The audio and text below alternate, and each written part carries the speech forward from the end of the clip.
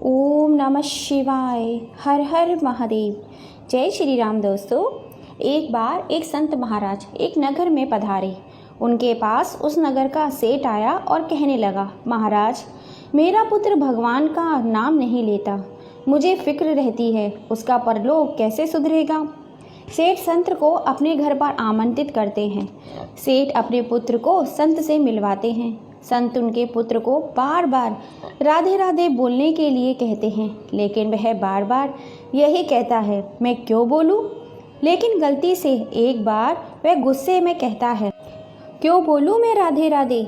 संत यह सुनकर प्रसन्न हुए और कहने लगे कि मृत्यु के पश्चात जब तुम यमलोक तुम्हें लेकर जाएंगे तो यमराज तुमसे पूछेंगे कि तुमने कोई पुण्य किया है तो तुम कहना कि मुझे राधे राधे नाम एक बार बोलने की महिमा बता दो। मैंने एक बार राधे राधे नाम लिया था, उसका पुण्य मुझे दे दो। अपनी आयु भोग कर जब वह परलोक गया तो यमराज ने उससे पूछा कि तुमने कोई पुण्य किया है।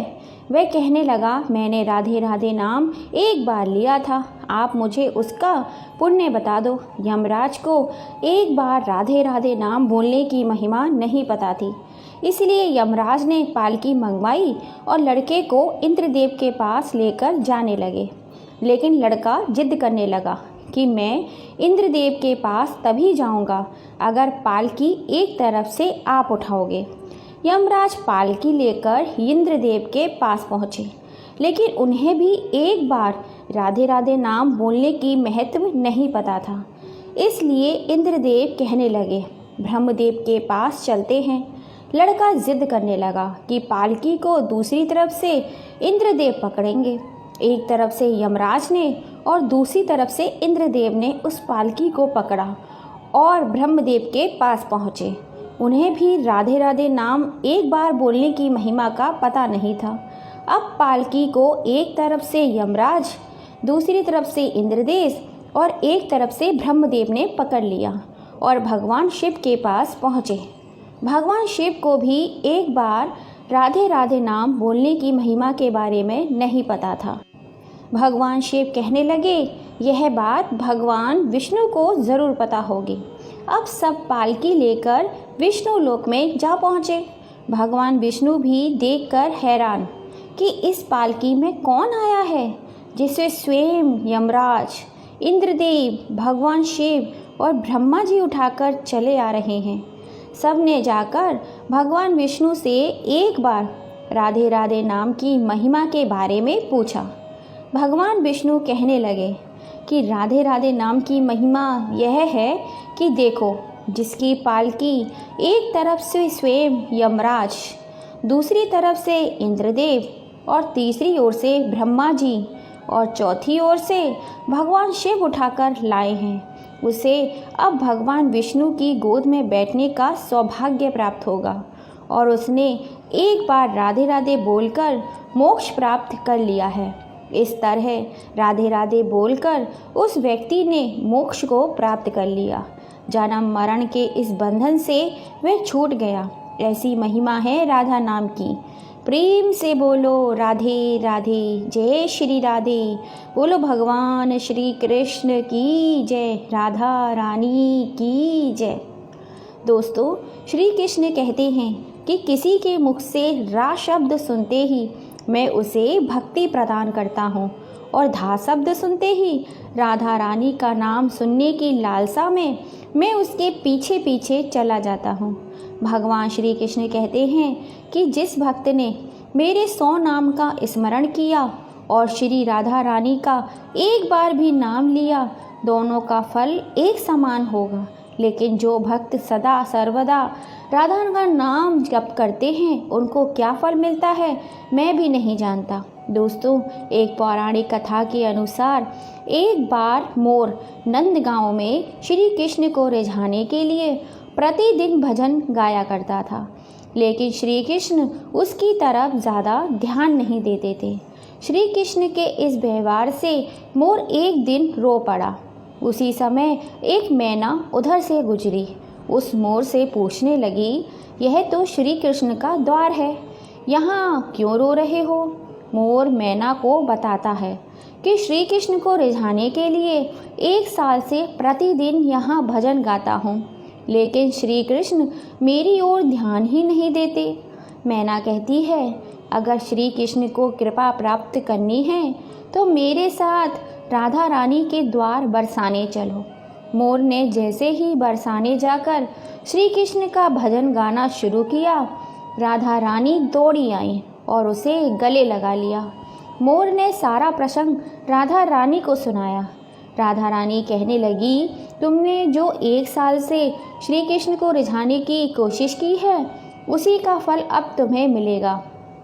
अब तुम जाकर श्री कृष्ण को कुछ और सुनाना। मोर ने कहा, मैंने अपनी करुणा के बारे में बहुत सुना था, आज देख भी लिया। अगले ही दिन मोर नंदगांव में जाकर राधा रानी की महिमा के गीत गाने लगा। श्री कृष्ण उसी समय दौड़ कर आए और उसे गले से लगा लिया। मोर कहने लगा, अरे छलिया, 1 साल से तुझे रिझाने की कोशिश कर रहा हूँ, लेकिन तूने कभी ध्यान नहीं दिया। अब जब श्री राधा रानी की कृपा प्राप्त हुई तो आकर मुझे गले से लगा लिया। श्री कृष्ण कहते हैं कि इसी के मुख से रा अक्षर सुनते ही मैं उसे भक्ति प्रदान करता हूँ और धा अक्षर सुनते ही राधा रानी का नाम सुनने की लालसा में उसके पीछे पीछे दौड़ा चला आता हूँ। श्री कृष्ण ने उस दिन मोर को वचन दिया कि मैं आज से तेरे मोर पंख को अपने सिर पर धारण करूँगा। राधा रानी के बिना भी श्री कृष्ण की पूजा अर्चना अधूरी मानी जाती है। ऐसा माना जाता है कि राधा रानी की कृपा प्राप्त होने पर श्री कृष्ण की कृपा स्वतः ही प्राप्त हो जाती है। बोलो राधा रानी की जय, बोलो भगवान श्री कृष्ण की जय, बोलो राधे प्यारी की जय। दोस्तों, एक और पौराणिक कथा के अनुसार, ये सच्ची कथा के अनुसार, एक बार बरसाना उसे आसपास के इलाकों में भीष्म अकाल पड़ा। वहाँ रहने वाले लोगों और साधु संतों को भोजन की बहुत दिक्कत आने लगी। अकाल के कारण चारों ओर हाहाकार मच गया। अकाल के कारण लोगों को उन गांवों से पलायन करना पड़ा। बरसाना में एक संत जी रहा करते थे। उन्हें भिक्षा में जो भी मिलता उसे पहले वे राधा रानी को भोग लगाकर फिर स्वयं भोजन ग्रहण किया करते थे। अकाल के कारण भिक्षा मिलना भी बंद हो गई और उनकी कोठरी में पड़ा सामान भी समाप्त हो गया। उनकी करुणा पुकार सुनकर एक सुंदर सी ब्रज कन्या वहां आई और पूछने लगी, बाबा कहाँ जा रहे हो? संत ने उदास स्वर में कहा कि यहाँ पर अकाल के कारण भिक्षा प्राप्त नहीं हो रही है, इसलिए इस पेट की भूख शांत करने के लिए यहाँ से पलायन करने की मन बना रहा हूँ। ब्रज कन्या कहने लगी कि बाबा आप मेरे घर भिक्षा लेने आना। मेरी मैया हर रोज़ भिक्षा देने के लिए भोजन निकालती है। संत कहने लगे कि पुत्री, मैं नहीं जानता कि तुम्हारा घर कहाँ है। ब्रज कन्या बोली, बाबा मैं वैद्य श्रीधर की पुत्री राधा हूँ। आप वहाँ आकर कहना जो आले में भोजन पड़ा है वह मुझे भिक्षा में दे दो। संत जी ब्रज कन्या के बताए पत्ते पर वैद्य जी के घर पहुंचकर भिक्षा के लिए आवाज़ लगाई। वैद्य जी बाहर आए और कहने लगे, बाबा आज तो हमने भिक्षा नहीं निकाली। संत ने उन्हें बताया कि मुझे आपकी पुत्री राधा ने भेजा है। उसने कहा था कि माँ ने आले में भोजन रखा है। वैद्य जी ने आश्चर्य से संत जी को बताया कि मेरी पुत्री राधा की मृत्यु तो कई साल पहले हो चुकी थी। वैद्य जी ने संत के कहने पर आले में देखा तो वहाँ पर भांति भांति के भोजन रखे हुए थे।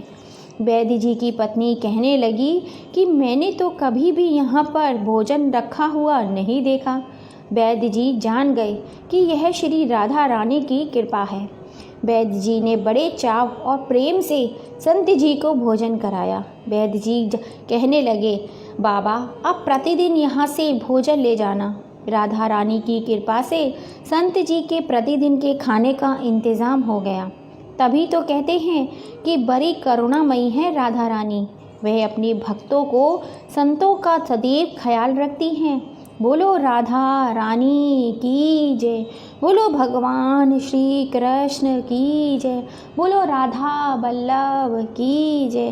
दोस्तों, आपको छोटी छोटी ये कहानियाँ पसंद आई हो तो प्लीज़ ज़्यादा से ज़्यादा इसे शेयर कीजिएगा, लाइक कीजिएगा, कमेंट कीजिएगा, और अगर अभी तक आपने सब्सक्राइब नहीं किया है तो जल्दी से कर लीजिए। फिर मिलेंगे। जय श्री राधे।